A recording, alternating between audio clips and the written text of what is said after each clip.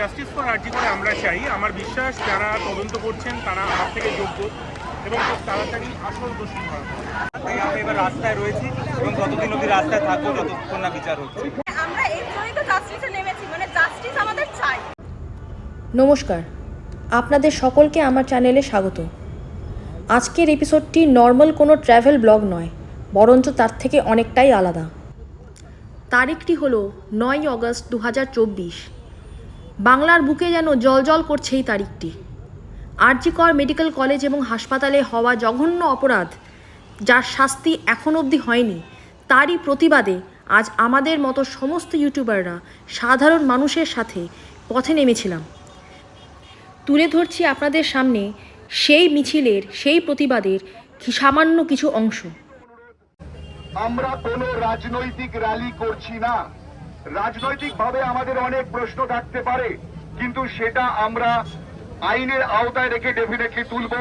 আমাদের পরিচয় রাজনৈতিক নয়, আমরা সকলেই কন্টেন্ট ক্রিয়েট করি। হাজার হাজার লাখ লাখ কোটি কোটি মানুষ আমাদের দেখেন, তাই অবশ্যই গোটা বাংলায় যখন এই ভিডিওগুলো ছড়িয়ে পড়বে, যেন মানুষ দেখতে পায় যে কন্টেন্ট ক্রিয়েটাররা শুধুমাত্র সোশ্যাল মিডিয়া, ইউটিউব বা ফেসবুকে বসে থাকে না, তারা রাস্তায় নেমে প্রতিবাদ করতে জানে এবং তারা রাজনীতির গোলা জলে মাছ ধরতে নামে না। আমরা কোনো এমন কিছু করব না যেটা আগামী দিনে আমাদের বিরুদ্ধে যায়। আমরা এমন কিছু করব যেটা নজির হয়ে থাকে। আজকে এটুকু বলতে পারি, শুধু বাংলা, গোটা ভারতে আজকে হয়তো প্রথমবার ইউটিউব কমিউনিটি একসঙ্গে পথে নেমেছে। এই নজির ভারতের আর কোথাও নেই।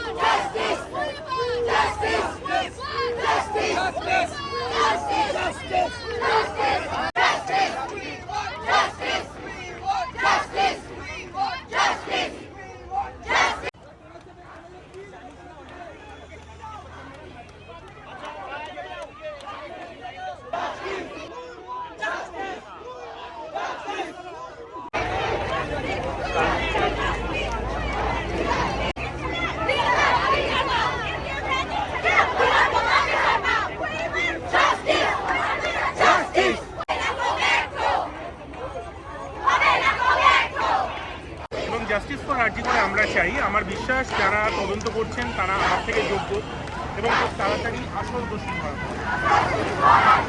হবে। খুব তাড়াতাড়ি আসল দোষী। দেখুন, আমি তো জানি না কোন ডকুমেন্ট ছিল, কোন ডকুমেন্ট জমা পড়েছে, কোন ডকুমেন্ট নষ্ট হয়েছে। ফলে এরকম মালদা কমেন্টস আমি না জেনে করতে পারলাম না, সরি। আর এই পরিস্থিতিতে আপনি কি সত্যি সদার্থক ভূমিকার কথা মনে করছেন? আমি একটাই জিনিস আমার মনে হচ্ছে, প্রায় 2 সপ্তাহ হতে চললো, এখনো ধরা পড়েনি। এর বেশি আমার আর কিছু মনে হচ্ছে না। যতটা তাড়াতাড়ি সম্ভব যে করেছে বা যারা করেছে তাদের দ্যাটস ইট।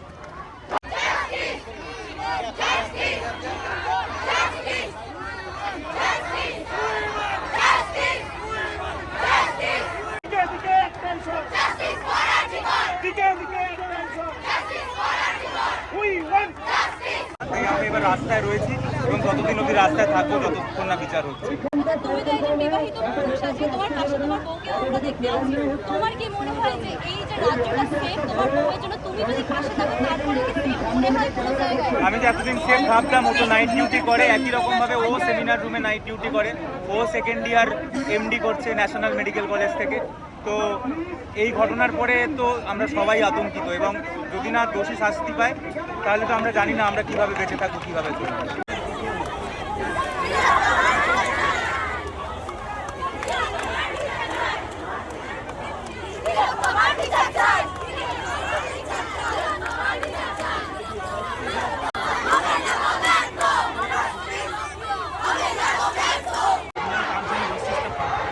সত্যি কথা বলছি, আজকে সবাই এইভাবে রাস্তায় নেমেছে, তার জন্য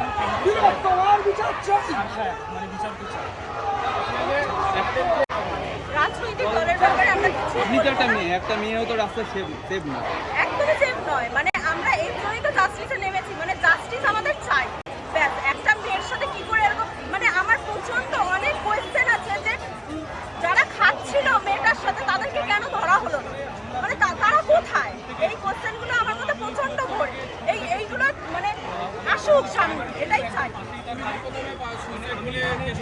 হ্যাঁ, অনেক কিছু বলে ধাওয়া দেওয়ার চেষ্টা হয়েছে, কিন্তু আমরা এই যে রাস্তায় নেমেছি এগুলো যেন বিফলে না যায়, এগুলো যেন জাস্টিস হওয়া একটাই দাবি জানাবো, যত তাড়াতাড়ি সম্ভব আমাদের আসামিকে ধরে কঠিন থেকে কঠিনতম শাস্তি দেওয়া হয়, এটাই আমাদের দাবি। তুমি তো একটা খেলোয়াড় প্রেমী, আমরা দেখি তুমি ফুটবল খেলো, তো ডার্বি আর ইস্টবেঙ্গল যে বাতিল করে দিল, অবশ্যই যতদিন না জাস্টিস পাচ্ছে ততদিন আমার মনে হয় যে সবার মাঠে নামা উচিত, মাঠে মানে রাস্তায় নামা উচিত। এগুলো একদম ঠিক না, মানে যাচ্ছে তাই ব্যাপার। মানে যারা এখনো বাড়িতে বসে আছে তাদের প্রতি আমার একটাই কথা, ছি কীভাবে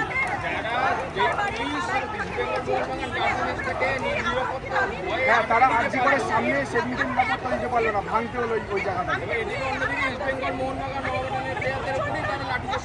হ্যাঁ মানে এখানে আমাদের কিছু করার নেই, তাহলে আমরা থাকছি কেন এখানে?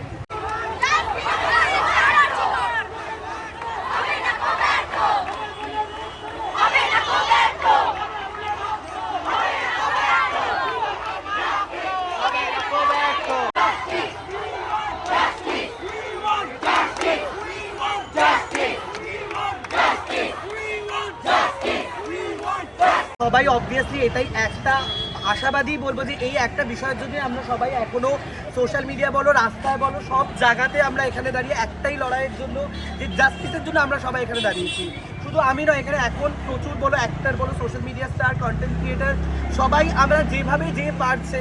তো আমি অ্যাকচুয়ালি কলকাতায় ছিলাম না, আমি কলকাতা থেকে একটু বাইরে ছিলাম, আমি পরশুদিন কলকাতায় ফিরেছি। তো আমি আজকে দেখেই চেয়েছি যেভাবে যতটা পসিবল আমি আমাদের তরফ থেকে জাস্টিসের জন্য প্রতিবাদ করা সেইটা করছি। তো এখনো বহুদিন হয়ে গেছে, বাট আমরা এখনো কি কোনো রকম কি বলবো, কোনো রকম নামও একটা অবধি বেরোয়নি। এর থেকে যে লজ্জার বিষয় আর কিছু নয়।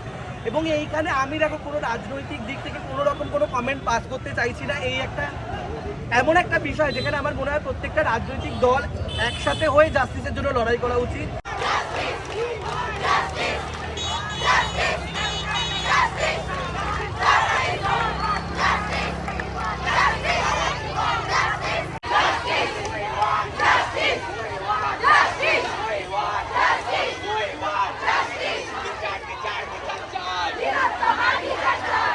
আজকের যে জমায়েতটা ছিল ফাইনালি শেষের মানে কাছাকাছি চলে এসেছি। আমি খুশি যে কোনো মেজর কোনো প্রবলেম টাচুট এখনো পর্যন্ত আমরা ফেস করিনি। আর আমাদের যেটা লক্ষ্য ছিল শান্তিপূর্ণ সহাবস্থান, যে আমরা বিচার চাইবো, অপরাধীর অন্য কোনো কথা, রাজনৈতিক কথায় যাবো না, সেটা মোরাললেস আমরা সাকসেসফুল হয়েছি। স্পিডটা একটু স্লো রয়েছে আমাদের, বাট ওটা থাকবে। এরকম একটা মিছিলে এত মানুষ, জনগণ, সবাই যে কন্টেন্ট ক্রিয়েটার তাও নয়, অনেক তাদের ফলোয়াররাও জয়েন করেছেন, অনেক সাধারণ মানুষও নিজের ইন্টারেস্টে এটা আমাদের সঙ্গে জুড়েছেন, এবং পুরোটা মোটের উপর রাজনৈতিক একটা মিছিল আমরা করতে পেরেছি এখনও। এটা আমার মনে হয় বেটার। আমার মনে হয় সরকার এরকম অনেক মিছিলই দেখছে, এবং এগুলোর উপরে বেস করে দ্রুততার সঙ্গে যারাই এটা দায়িত্বে রয়েছেন তারা বিচার করবে। পাটুলি থেকে গাঙ্গুলি বাগানের এই পদযাত্রা আজ শেষ হলেও এর লড়াই কিন্তু শেষ হয়নি। এ লড়াই ততদিন অবধি চলবে যতদিন না তিলোত্তমা তার বিচার পায় এবং অপরাধীকে এমন কোনো দৃষ্টান্তমূলক শাস্তি দেওয়া হয় যাতে ভবিষ্যতে আর কোনো নারীকে এই দিন দেখতে না হয়। এটি একটি নারী নয়, সমস্ত নারীর অপমান। আপনারা সঙ্গে থাকবেন, আগামী এপিসোডে আপনার সাথে দেখা হবে। ধন্যবাদ।